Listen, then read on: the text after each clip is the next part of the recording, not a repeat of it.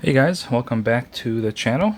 And it's been some time since I've talked about some G-Shocks, so I thought today would be a good day to talk about two new ones I got. So I'll begin with this bad boy, and this is the GW-6900. So this is a pretty common, famous, whatever you want to call it, watch. And I've held off getting it because I kind of knew I wouldn't like it. But the only reason I got it is because I am a sucker for NASA and space. So for this extra NASA print and the unique case back is what I decided maybe I'll try it to see if maybe I like it. And I don't. I kind of thought I wouldn't, and I don't really like it too much, to be honest, but it is still a cool watch. The main reason I don't like it is because I just don't like all the kind of wasted space with this watch up top. So, I mean, more than half of the watch is dedicated to just these three little kind of circles that really are too small to really read really well, to actually be useful. I find them very unuseful. They're far too small to actually, at a glance, get anything off of it. You kind of have to stare deeply into it, and it's just not a good use of space. Like if you were to take a square, you get way more information from it in a tinier footprint. So to me, the square is still the ultimate. My favorite G-Shocks are the squares because it's a good balance of comfort, size, and you get good information out of it. Like this wears bigger, you feel it more compared to like the square. I mean, I would say it almost wears similar to the Rangeman. Now this one's a little heavier, a little bigger, but once on wrist, like, honestly, they both kind of feel the same to me. Probably the only time I would notice this one more is when you wear it further down. If it slides down, like the sensor can kind of get caught in your wrist. But overall, I find these to be pretty similar in comfort, despite the size difference. I know it's a stretch, but that's just me. But this one, you get a lot more information, more useful. So I'm kind of in a predicament because anytime I reach for this watch, then I'm almost like I'd rather wear just one of my squares and be more comfortable and actually be able to read the watch better and get more information, just kind of easier on the eyes.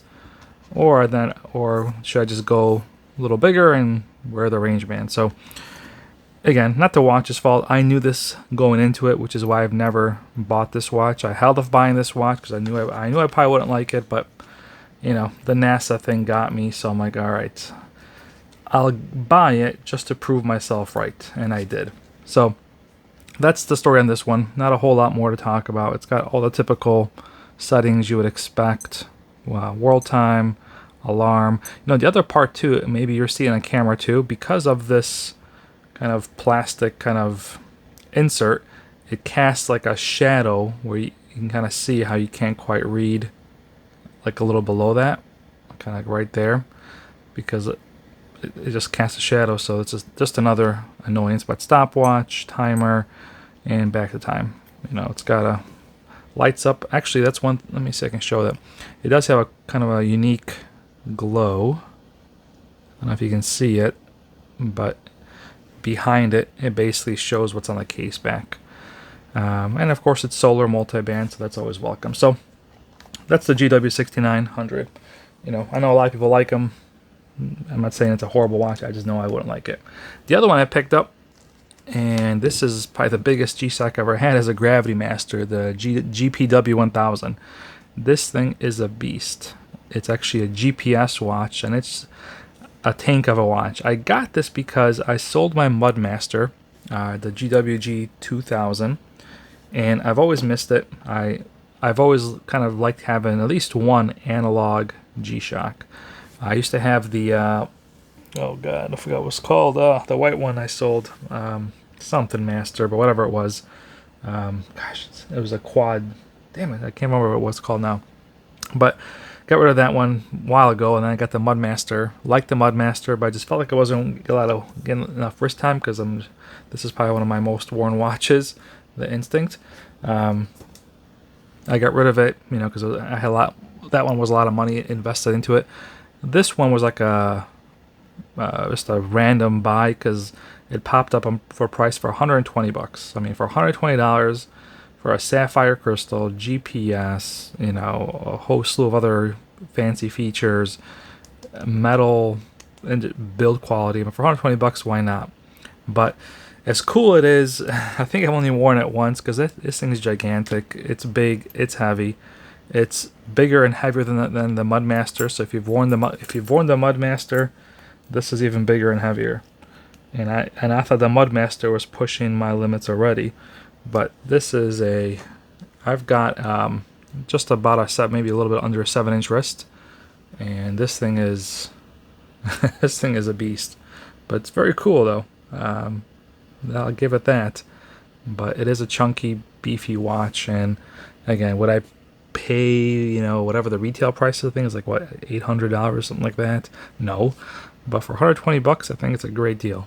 So that's the only reason I got it, was because I'm like, there's much worse things I could spend 120 bucks on, especially these days. I mean, that's like, you know, 2 tanks of gas. So yeah, so those are my 2 newest additions to my G-Shock collection. I haven't done one in a while, so I thought I'd share. And then I think I have a video, I just haven't posted yet, but this watch broke, so I'm kind of pissed off at Oceanus. It's supposed to be a premium brand, and it broke just sitting in my box. At least so I think, because I didn't do anything to it to justify it breaking. But this sub-dial stopped working. This one right here, it no longer works. It just acts up. I have a video separately I'll show. I just haven't loaded it yet to show how it works, what's wrong with it. And I tried to fix it. I mean, not much you can do. I actually tried to open the back, and I kind of marred it a little bit. The back is impossible to open, which is another thing about this watch that I didn't realize till I was trying to fix it. Is a premium watch with a push down case back is, I don't know, a little trashy to me. It should be a screw case back, not a press down. But yeah, not happy with this watch at all, because it broke doing nothing. Unless I bought it broken, which I don't think I did, because I would have noticed. So I can only speculate that it just broke sitting there. I don't know how. And actually, I did pick up this one. I've had this one before, but it popped up for 25 bucks on Amazon, and again, 25 bucks, can't go wrong with this one. So those would be the only kind of additions to the G-Shock collection. Actually, you know what? Where's my other one, actually? So the funny thing is, I actually hurt my wrist. I'm not sure how. And I stopped wearing a watch because it was hurting, but I was missing wearing a watch because I wanted to tell what time. So I dug up this bad boy from my archive of some of my kind of, you know, non-solar G-Shocks, and I forgot how much I like this watch.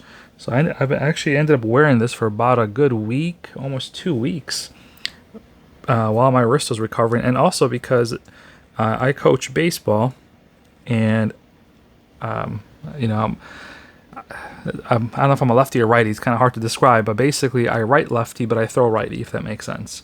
So because I throw righty and I wear my watch in my right hand, some of these bigger watches like this one or this one are just really uncomfortable to wear, because when you're trying to throw, it would, you know, just not comfortable. So this watch has been a perfect watch that I wear now to all my baseball practices, because I can wear it on my hand without even feeling it, you know. So this one's actually kind of won me back over, to be honest. I forgot how comfortable these bad boys were.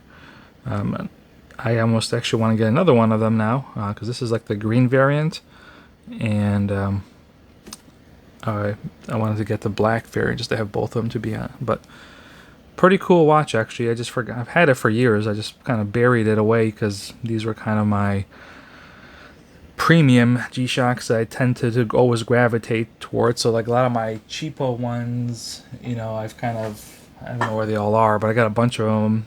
Like I just put them in a shoebox basically and just put them away because they just weren't being worn. But this one's coming back, so this one's getting a spot in the box. So let's make it official and give it its spot. So it's officially in the rotation now, with the rest of the group. So yeah, that is really kind of a quick G-Shock update on where things stand. My wrist is starting to feel better, actually. I'm going to give it a little more time. I don't know how I heard it, but I did, so I stopped really wearing big watches. What I think it is, I used to always wear my Garmin's when I go to sleep, and I wonder if I just did something and slept on it funny, but I've taken a break from Garmin here for now a couple weeks, and just really worn this one and my Square just to kind of keep it easy on my wrist. I tried wearing it on my left wrist. It's so awkward. I don't know how people do it.